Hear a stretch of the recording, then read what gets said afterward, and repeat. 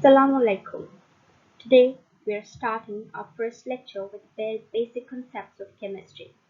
Hope you're already familiar with this, so just treat this lecture as a go through of the basic terminologies for those who are already familiar, in which we understand the concepts of atoms, elements, molecules, and compounds.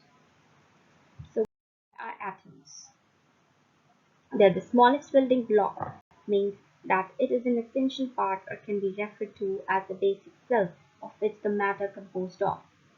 It is referred to as atomos in Greek terms, which means indivisible or indestructible. This is also explained by Dalton's law of theory.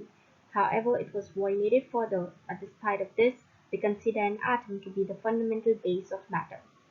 This is somewhat because the particle size is about 1 angstrom and it can be referred as the smallest unit, which enables calculation and modeling of structure and type of matter. Their importance also exists in a sense because these similar atoms group together to form a distinguished element, and hence the properties of atoms depends upon the atoms in the structure present in it. So what are elements and what it's need for? They are the pure substance which cannot be divided into simpler substances by ordinary chemical means, which is inverse in the case of molecules or compounds. It is pure because it contains the atoms or like atoms of single type, or you can say that all atoms have the same atomic number, and therefore two elements cannot have the same type of atoms. They can exist in solid, liquid, and gaseous states and can be classified as metals, non-metals, or metalloids, which forms the basis of the periodic table. Okay, now what are molecules? As atoms combine to form elements, we can say that elements combine to form molecules. But wait, then what is a compound?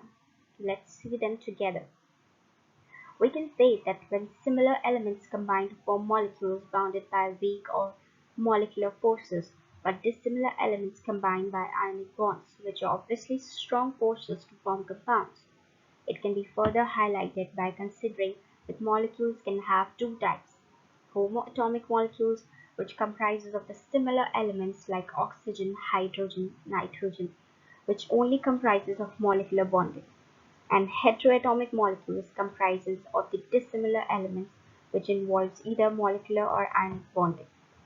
So what I am trying to say is that heteroatomic molecules involving ionic bonding can be referred as a compound, in which two or more dissimilar elements combine together in a fixed ratio by weight. After this, let's answer a question: is water a molecule or a compound?